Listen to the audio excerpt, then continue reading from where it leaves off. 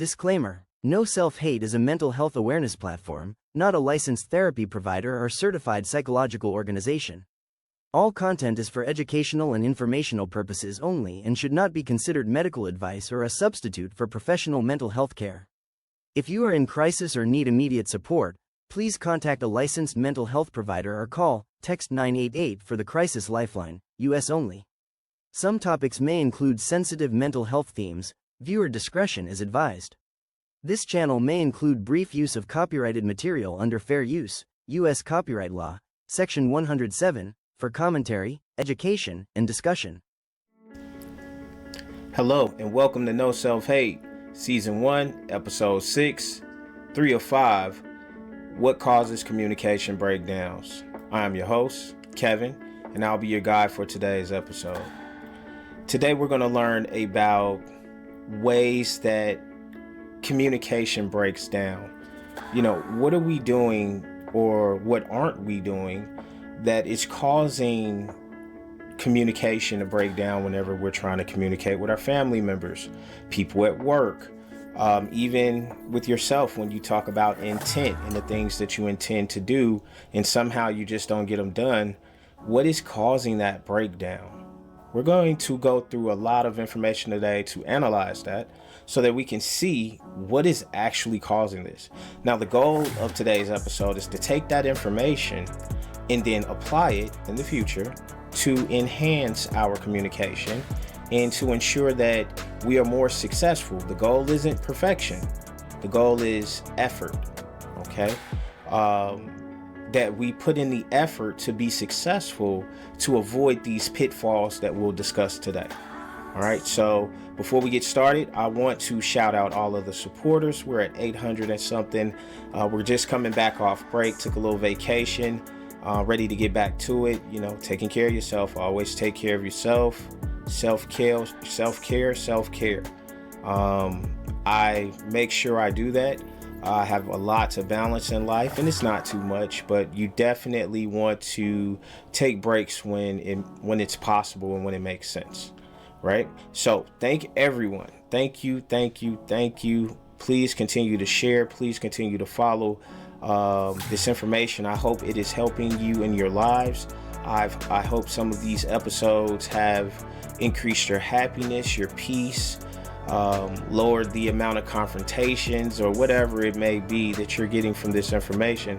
I hope it is valuable to you and it continues to be. All right, so I won't keep talking your ear off. Let's dive straight to today's information. What are the causes or what causes communication breakdowns? All right, everyone, let's get ready to get started. Now, you know what we do every time we start our episodes? We make sure that we put ourselves in a position of accountability.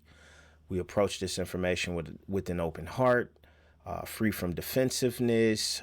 We're prepared for opportunities for personal growth. We got our thinking caps on, and we're taking this information and we're using it for ourselves. We're seeing where we can enhance ourselves. So for us to do that, we must be honest with ourselves. We must be transparent with ourselves. So put yourself in that position so that you can gain the most value from this information. Let's get right into it.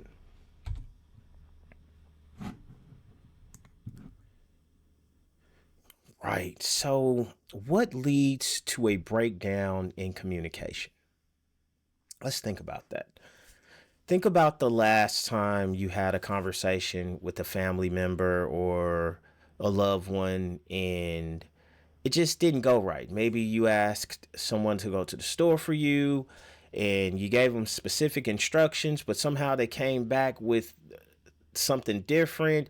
How do we communicate in ways that could promote more success for those that are listening to us and breaking down our information? That's the question we want to answer today, right?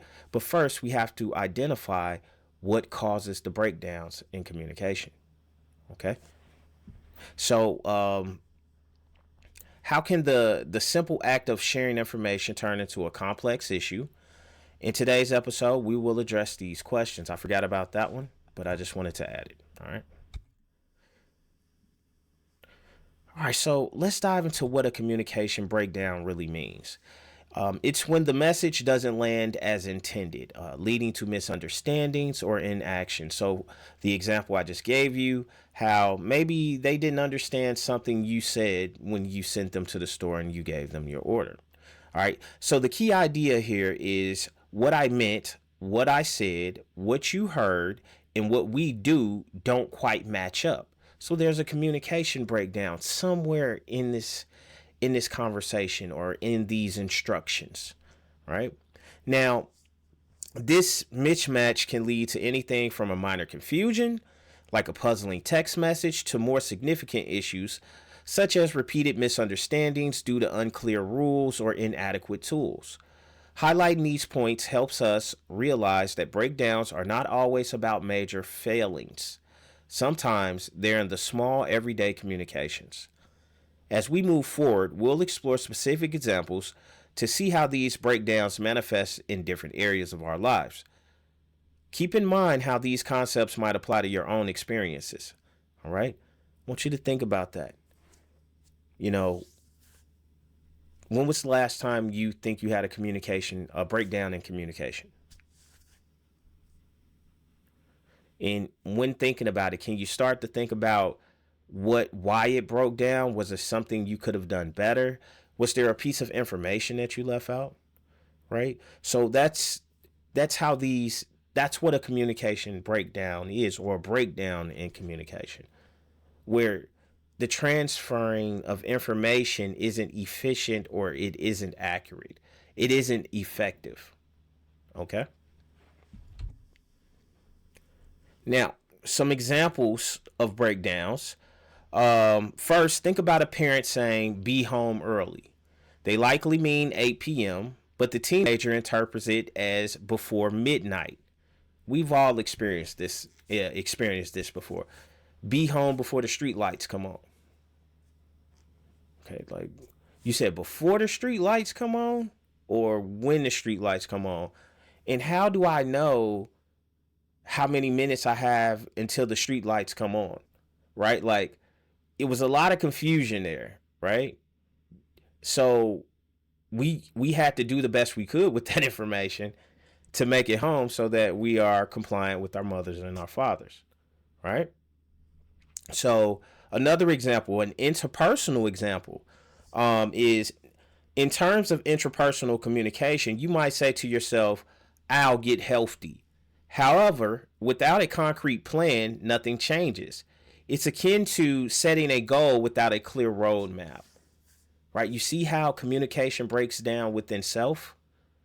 How my ideas, ambitions, goals start in my brain, but by the time they get out to actions, things happen and they just don't manifest the way that they should sometimes, right? So that's a intrapersonal example of a communication breakdown. Next up we have is a workplace breakdown. So in a workplace scenario, imagine a manager instructing, "handle this ASAP." The manager intends for it to be done today, yet it takes 3 days to complete. Such misaligned expectations can lead to frustrations. In the workplace, we talk about due dates. That's one thing that we have, and you're measured by that due date, your ability to meet that due date. So that's specific information that lets you know, in the example of workplace, handle this ASAP. And I try not to say ASAP. It gives passive aggression, but just for the example, handle this ASAP can mean handle this right this second, or handle this. You have to be clear in your communication. All right. Next up, we have societal level. So on a broader societal scale, when people hear experts divided, they might conclude that no one knows anything. Consequently, they may disengage from essential discussions. All right.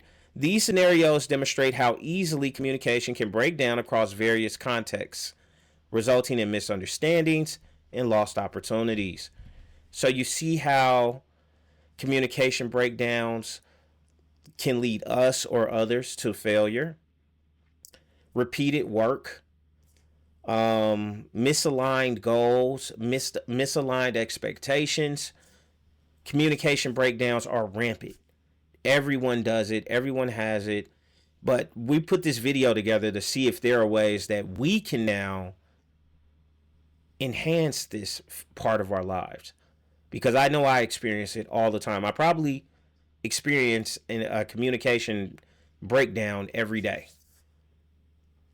How do we minimize that? Well, I can't control what other people do, but how do I package my information that when I get ready to deliver it, just about anyone could understand it? What are some things I could do, right? And we'll figure that out a little bit later on in the episode. Right, so now we know what a communication breakdown is, and we had a few examples, and we fully understand that, it's the lack of information or the things that get in the way of communication or the transferring of information between two parties or two people, right? So we understand what a communication breakdown is, but let's go deeper. Let's look at the categories of communication breakdowns. Right, so as we look at our categories of communication breakdowns, first we have the message itself. Okay, this often involves unclear words or structures, think vague language, missing details, or excessive jargon. Right, so that's what the message itself. What does this message say? The category of communication breakdown here is that it could be vague, it could have missing details, it could be excessive jargon. All right. Next, we have to consider the channel. Sometimes choosing the wrong channel to send a message, like a text, when a call is more appropriate, can lead to misunderstandings. Right. Some things we should talk to people about over the phone. Some things can be asynchronous communication. Some things can need to be synchronous communication, where we're in person, looking each other in the eyes and communicating, right? An example of that could be when I was working at this job. It was kind of during the pandemic, so we went remote. So after the pandemic is over, we're still remote. Everything's fine. People are back outside doing what they do, but we're still remote. And we're communicating with each other over technology. Slack, video conferencing tools. We're holding our meetings on video conferencing and stuff like that. But while we were doing that, we noticed that there was a disconnect. The disconnect of seeing people and being around people creates a new energy. So we realized for our team to get better and to prevent some of the communication breakdowns that we were experiencing, we need to start coming to work together, right? So then we went to a hybrid schedule. And who wouldn't want to work remotely, permanently, right? But I do understand the importance of having the right channel for certain communication. You're working on projects, you're working on, moving an organization forward. Maybe, video conferencing isn't the most successful path, right? Maybe we need to come in and look each other in the eyes and work with each other and get things done immediately in each other's presence. So that's an example of the channel. Next up is understanding. Let me just see real quick. So next up, understanding is another crucial category. The same words can mean different things to different people, especially when tone, slang, or cultural nuances come into play. All right. So understanding, using words that are that can be understood across many forums, many platforms, many people. How do we identify that concise, simple information or language or understanding that we can focus on to prevent communication breakdowns? Next up, another category in communication breakdowns is the environment can be a factor. And attention. are also significant. Noise, interruptions, or tired minds can easily disrupt communication flow. Yes, I've been so tired that I had just checked out. I mean, I really just checked out. The videos wouldn't be the videos if I didn't do this once a video. All right. But yeah, I was just checked out and someone was talking to me, and I honestly don't remember what they were saying because the environment, I was so tired. I had been working, and I just didn't have the focus to listen and execute, right? So the environment did play a major factor in the breakdown that we had. The attention, I should say, the attention I was able to give the subject definitely played a major part in that communication breakdown. Um, Next up, we have emotions. Emotions can run high, and when they do, people often stop listening. This is the emotional category. Okay, things start running hot. People just want to win. We talk about that all the time. In these hot moments, is where you may feel defensive. Your feelings may be hurt. You may feel disrespected. You may feel dishonored.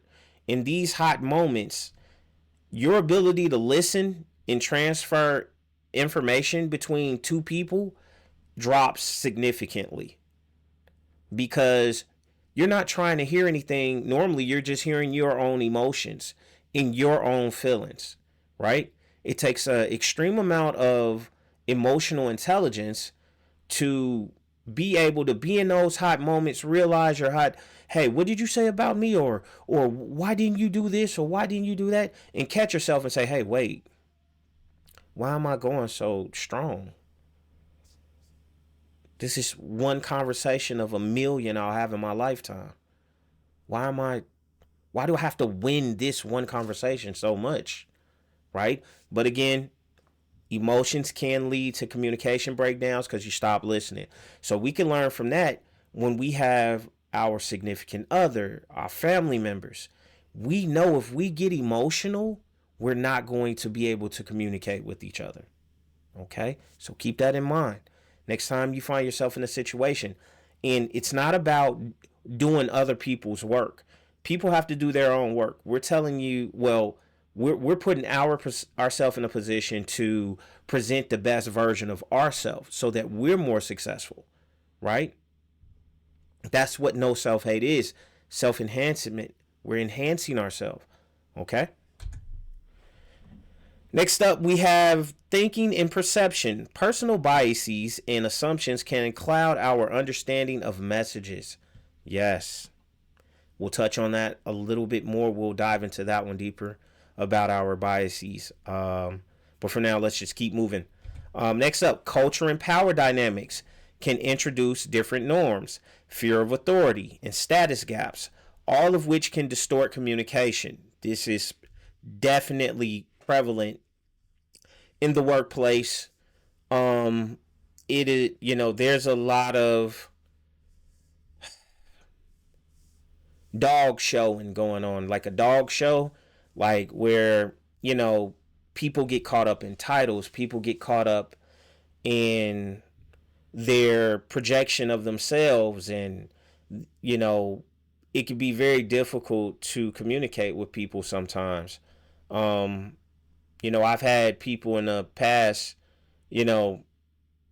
tell me, I stopped by their office or something, and then, hey man, I'm busy and I'm working. If you need something from me, email me or something. Now I respect that because sometimes you got to lock in and you have to be focused. But this person, had a more known title within the organization, and they felt that it was okay to tell people that, right? And we have to respect it. But the way that I chose to view it was that no matter what position of or title that you give me, the goal is success. So if you have to stop by my office sometime to speak with me, if you have to call me sometime to speak with me, please do. because the goal is success. I want to be successful in the things that I do.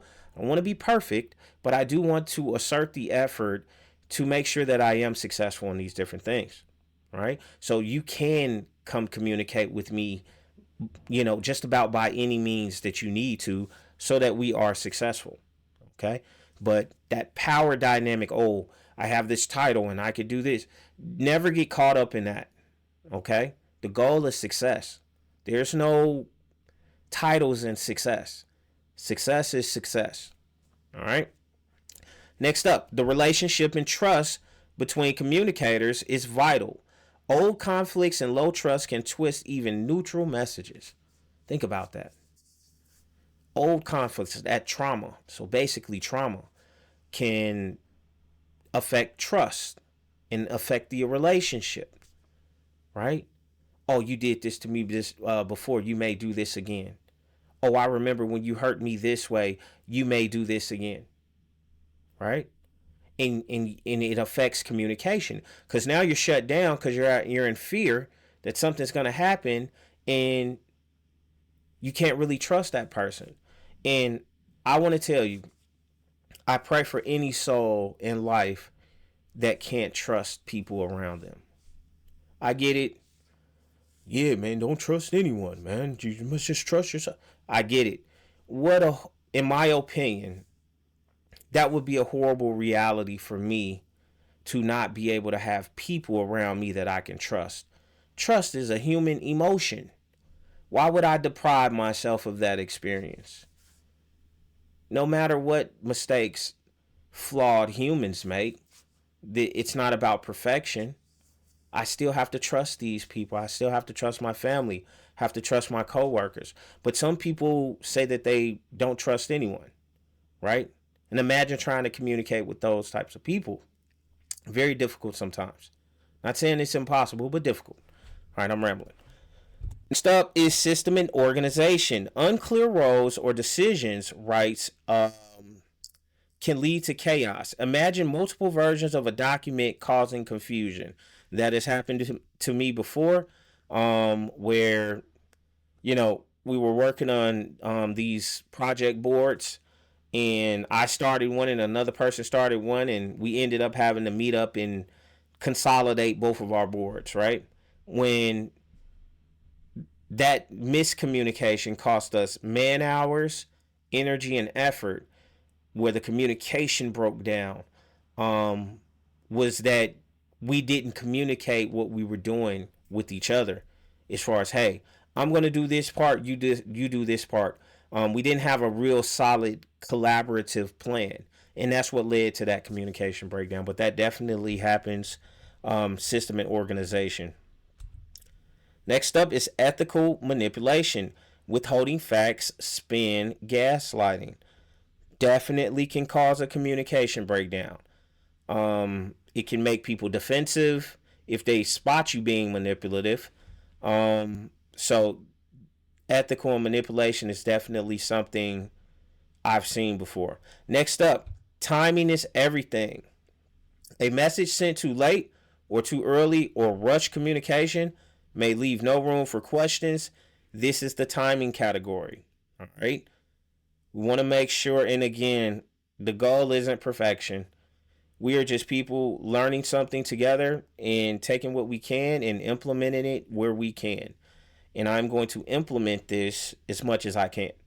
I may have to watch the episode several times to get the information, but I will implement this. Think about timing when we're communicating. If someone's upset, in a rage, is it the perfect time to go over there and talk to them about an issue that you have with them?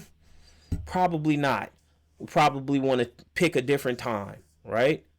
So timing definitely can lead to communication breakdowns. Now, finally, technology can be a barrier. Bad links, mismatched tools, or version chaos can all contribute to communication breakdowns. Each of these categories highlights a potential pitfall in our daily communications. Understanding them, did it again. Forgive me. Understanding them helps us avoid miscommunication and enhances our interactions with others. So, yeah, those are the categories of communication breakdowns. These are the places where communication can break down. Next up, let's look at some examples of the categories of communication breakdown. All right.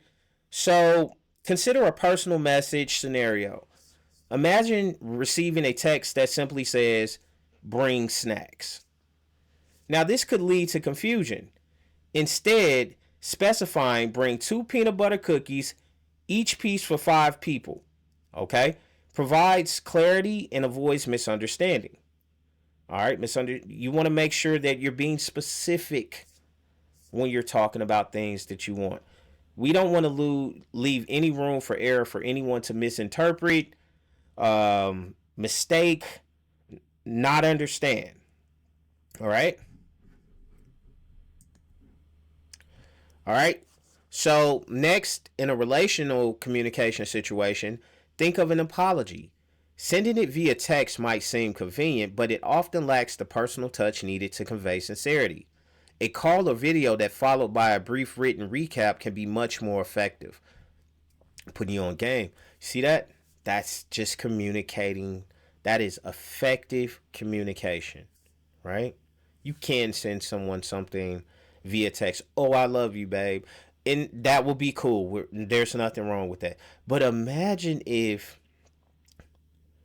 you called them and told them, got off the phone, sent them a text, and a follow-up of why you love them. Just imagine how that would make that person feel. Or imagine the relief you would feel being able to be free enough to express that level of love, right? And look how thorough it is and how effective it is. So keep that in mind. It's about how we do things a lot of the times. Next up, another example is the intrapersonal environment, right? So imagine trying to study with constant notifications buzzing. It can be quite distracting. Instead, turning on Do Not Disturb for a focused 25-minute session can significantly improve concentration. Again, communication within self. Your ability to take words that you are reading and process them within yourself. That intrapersonal communication, right? That is a form of communication. Okay? Next up, at work. Having 3 final versions of a file can cause confusion. A better approach is to maintain one source of truth, link with a concise change log, ensuring everyone is on the same page, right? We're all working from the same deck.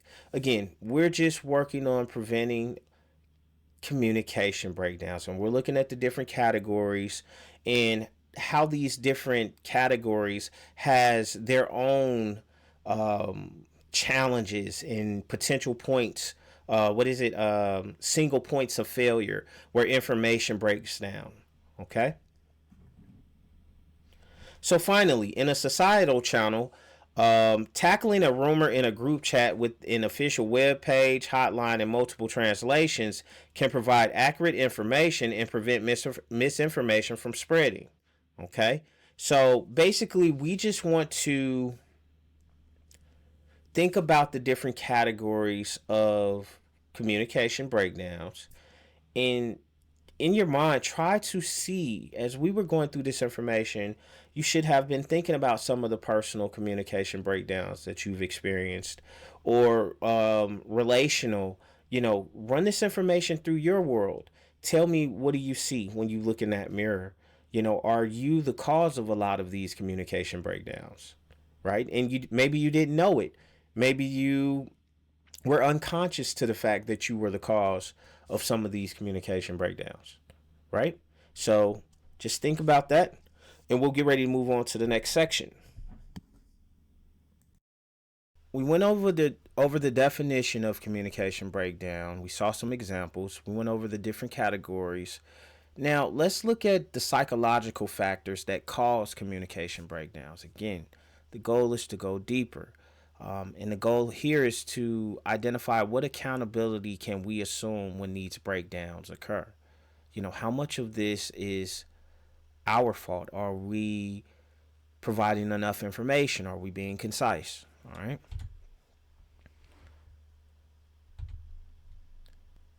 All right, so confirmation bias. This is when we notice information that confirms our existing beliefs and overlook what doesn't fit. Okay.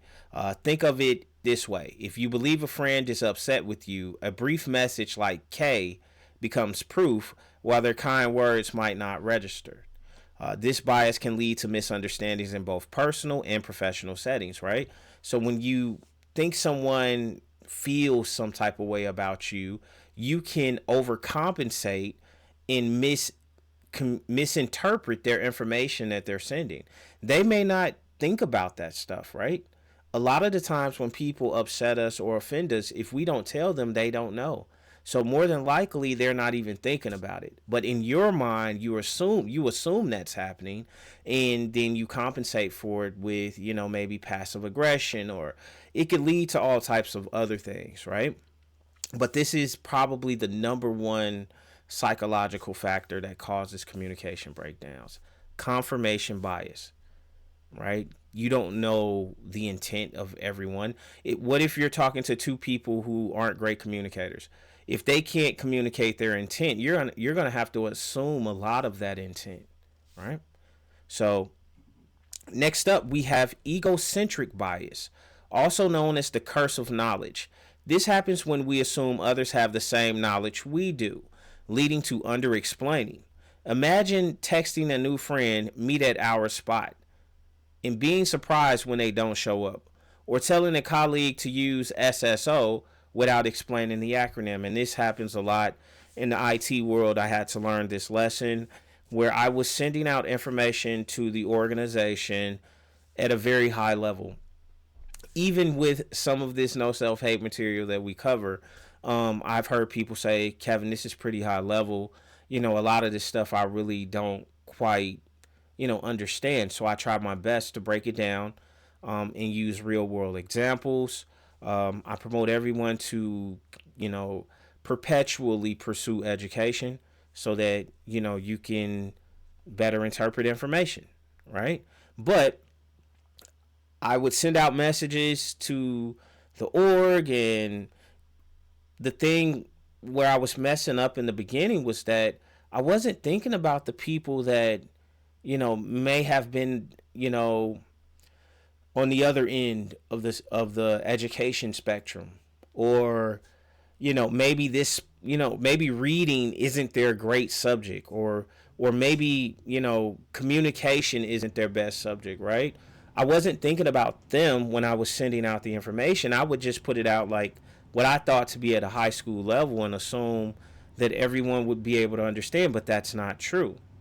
So if the goal is successful communication, you don't want to have this egocentric bias where, I'm in IT and SSO and MFA and, TCI, IP and all of this stuff, right? And you're talking about that to people that may not know that information.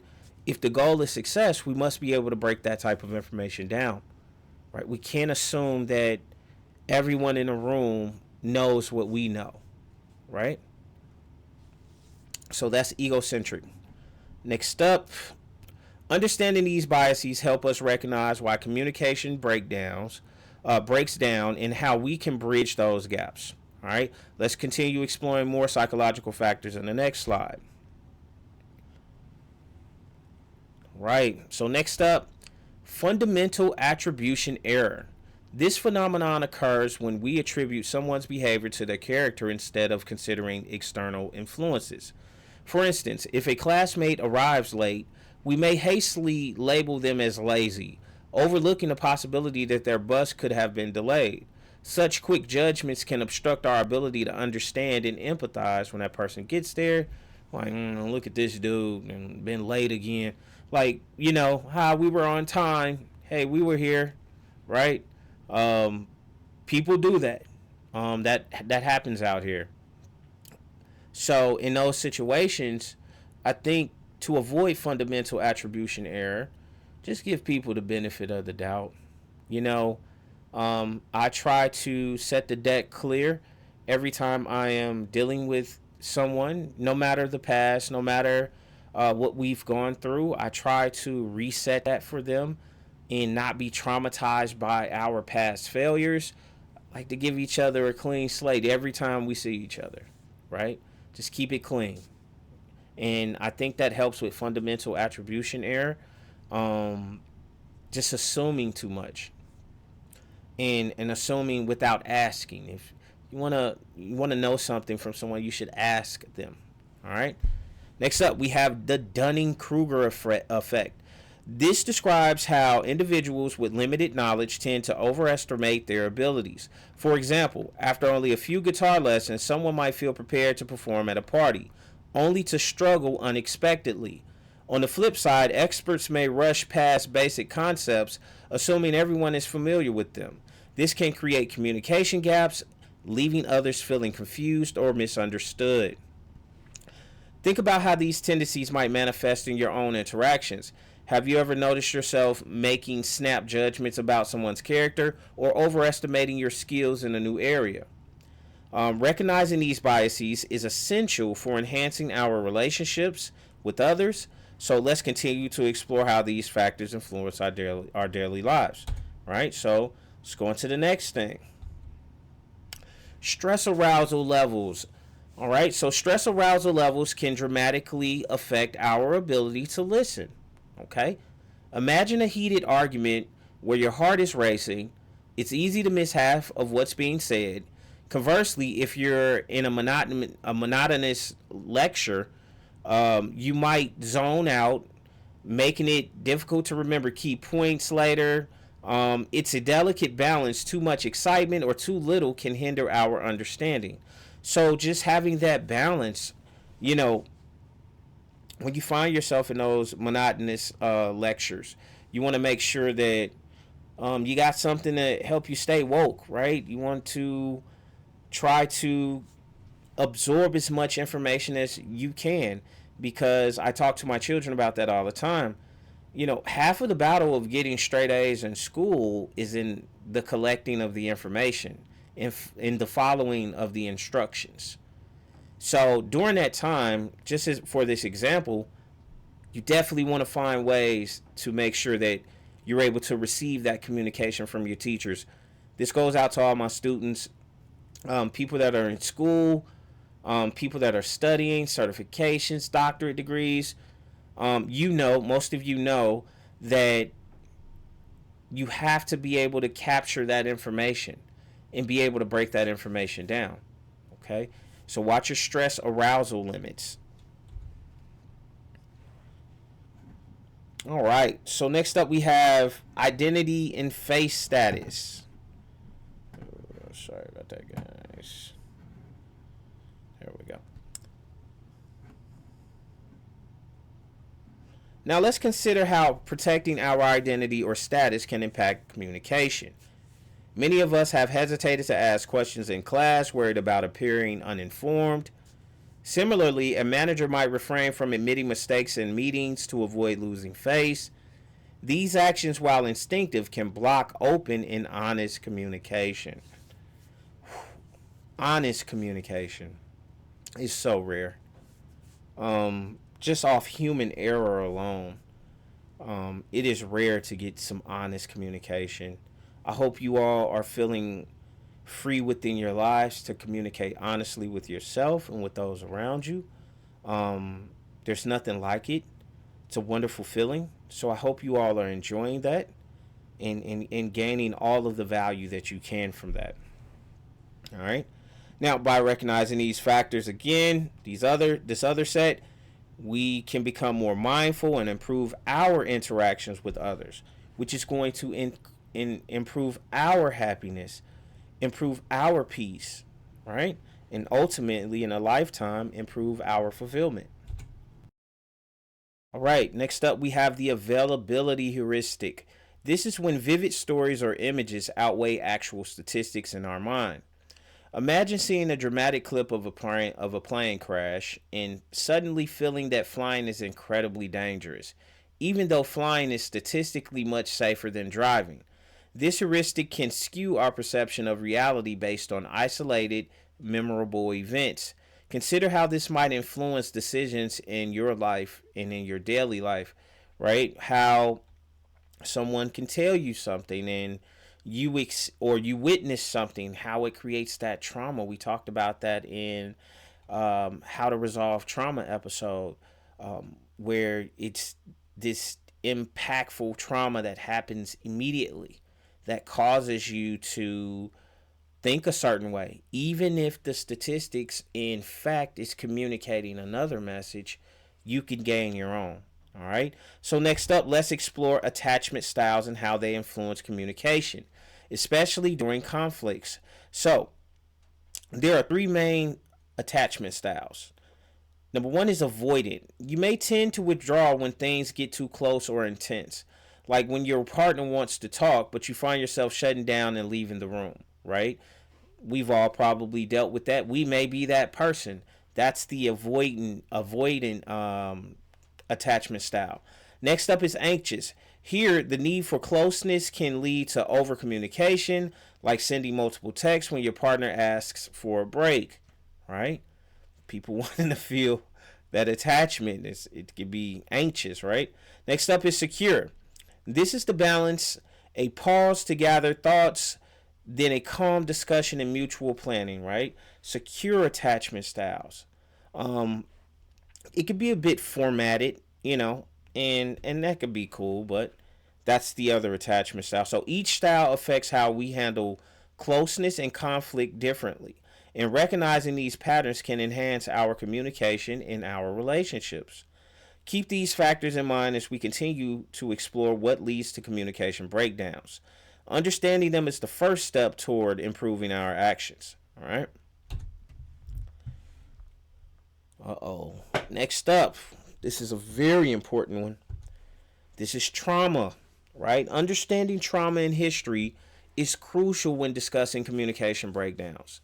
Trauma can significantly alter how we perceive even the simplest interactions.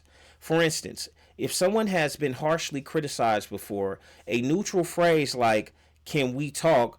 might feel threatening. This is because past experiences shape our current perceptions. Consider a community with a history of broken promises. Even when a new announcement is accurate, there's a tendency to distrust it. This skepticism is rooted in past disappointments, highlighting how history influenced present communication. It's essential to recognize these patterns as they help us understand why some conversations are more challenging than others. By acknowledging past traumas and histories, we can work towards more empathetic and effective communication. Effective communication, right? Let's explore further causes of communication breakdowns and understand their impacts in different contexts. So we have covered the psychological factors that cause communication breakdowns. Now let's break that down even more. In our next section, we are going to go into the actual layers of communication, and we'll identify where the causes are in the layers. All right. All right. So now we are going to take a look at the root causes of communication breakdowns. All right. These are the underlying factors that make it difficult for us to connect and understand one another effectively. Communication breakdowns can stem from various sources. For example, psychological factors like trauma or attachment styles, as we discussed earlier. So there are a lot of things that cause communication breakdowns, but we are going to focus on the message, on the interaction of communication. Okay, and I'll explain a little more here in a second. So as we look at the causes of communication breakdowns at the communication levels, we're going to start with the sender. All right. So the sender is crucial for effective communication. If the sender is unclear about their intent or request, or if they choose an unsuitable channel or tone, misunderstandings are likely to arise. For instance, saying "see you later" without providing a specific time or place creates unnecessary ambiguity. Don't judge me. Ambiguity. Unnecessary ambiguity. It is vital to emphasize the need for clarity in communication. All right. So the sender, let me break that down for you. So the sender, so if you were to reach out to a family member right now, you want to make sure, as the sender, as the initiator of the communication, that you are clear about your intent or your request, that you choose a suitable channel or tone whenever you are delivering information, okay, or communicating information. All right, next up, we have the receiver. Now, the receiver, the sometimes the receiver may not be fully prepared or attentive. They might nod along to avoid conflict while feeling confused, or they may assume they can complete a task without confirming the details. It's important to remain engaged and ask questions when needed, encouraging reflection on one's own listening habits. So let's think about that. So we said the sender has to be clear in their tones and in their message, and they have to make sure they choose a suitable channel. And what we mean by the channel is what way are we going to send this message? Is it in person? Is it in writing? How are we going to choose? Well, how are we going to send that message? So you pick which one, right? Now the receiver's job is not just to hear information, but if you want to be a good listener, you have to be able to go into that active listening piece that we talked about in previous episodes, where you are able to, okay, this person is saying this person wants this, whatever is not clear, that's the receiver's job to clear it up. Okay, so the sender sends the message. If there's something missing for the receiver to be successful, we as the receiver have to ask the right questions. Okay, we have to see what's missing from this thing. All right, and feel that in so that this whole conversation is understood, it's clear, and we both have an understanding of that. All right. Next up, we have message related causes. Okay. So let's examine issues related to the message itself. Often problems originate from how the message is crafted. For example, a convoluted message that is overly lengthy, poorly organized, or filled with ambiguous language can lead to confusion. A long to-do list lacking priorities or vague instructions like bring something nice can result in vastly different interpretations. Take a moment to reflect on this. All right, so now we look at the message, and the message, the sender must have these things a part of the message. The message can't be convoluted. It can't be too long. Concise. We call it bluff. BLUF. Bottom line up front. And you want to make sure you are able to direct the path of the receiver with the information that you're sending in your message. All right, so these examples illustrate how communication breakdowns can arise from any participant in the process. Let's take a brief pause before moving on to the next topic. All right, so think about it as the sender. You're the sender.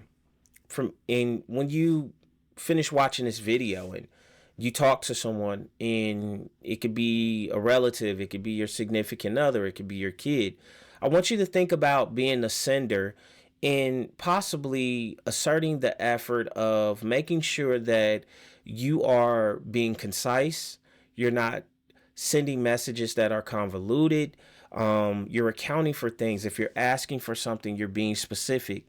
And the goal is to have this interaction between these two people be highly successful. Okay? Next up, context clauses. So contextual clauses arise when the environment obstructs effective communication. Picture trying to have a sensitive discussion in a bustling cafe or steering clear of tough topics at a party. Such environments can lead to misunderstandings or confusion. Okay? So the context, steering clear of tough topics at parties, like you're not feeling equipped or you're not ready to process that information. Again, we want to continuously educate ourselves so that if it's spoken in English, we can learn, we can accept it, we can receive that information. All right. Next up, we got systemic causes. Systemic causes stem from failures within processes or tools. For example, family plans scattered across various apps or ambiguous shared duties at work can create disorganization, making it difficult to maintain a clear and effective flow of communication. Next up, we have ethical causes relate to dishonest messaging. All right. This includes manipulating facts or gaslighting, where someone might say, "You imagined it," despite clear evidence to the contrary. Recognizing these tactics is crucial as they can significantly undermine trust and communication. You got to watch out for that. There are a lot of manipulative people out here and a lot of people that will do anything to win. But we're focused on us. We are going to make sure that we aren't using unethical forms of communication. Why? Because it makes me happier to be able to have conversations that don't result in hostility or violence or anything crazy like what I've been seeing on the news. I've been watching these cop videos and I'm just looking at people and people, we got some work to do. No self-hate. No self-hate. We got a lot of work to do. Okay? But it starts with us. This is for you. This is for me. This is for us. This is for we. No self-hate. All right? So let's move on to the next one. And then last but not least, timing and tech causes. All right? So let's explore how timing and technology contribute to communication breakdowns. These challenges often stem from poor timing or malfunctioning tools, which can disrupt information flow and create confusion. The impact of timing. So late or stale information. Consider sharing a link to an album that requires a paid app, unaware that many recipients cannot access it. This oversight can lead to frustration and disengagement. Last minute changes. Imagine communicating last minute adjustments to a party, but the message arrives too late for anyone to see. This scenario highlights how crucial timing is for effective communication. All right. Issues with access. Version chaos. Think about a shared document that doesn't have the correct viewing rights. It can be incredibly frustrating when colleagues are unable to access essential updates due to permission problems. All right. So keep in mind that effective communication relies not only on the right message, but also on appropriate timing and tools. In the next slide, we will get ready to wrap this thing up.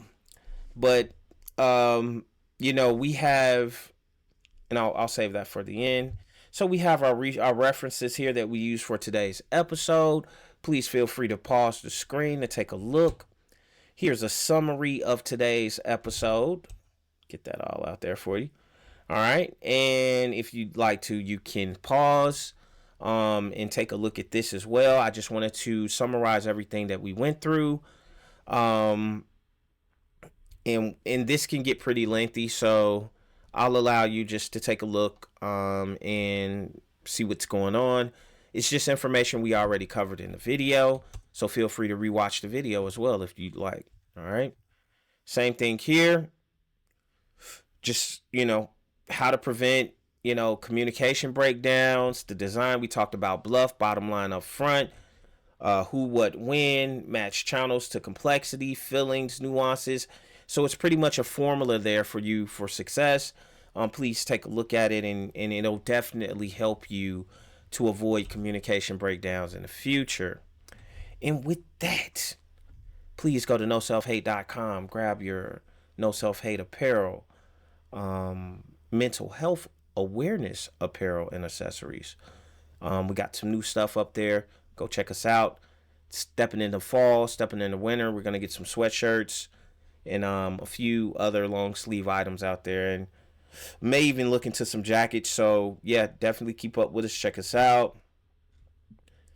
And with that, I am grateful for your time, your presence, your energy, your attention, your accountability, and just for you witnessing my existence. I am grateful for that. I hope you learned something today about communication breakdowns. Stay tuned for our next episode, which is going to be What is effective communication? Now we've learned what communication breakdowns are. Now let's start learning how and hone in on this effective communication piece. All right. So thank you again. Have a wonderful day. Stay blessed. See you soon.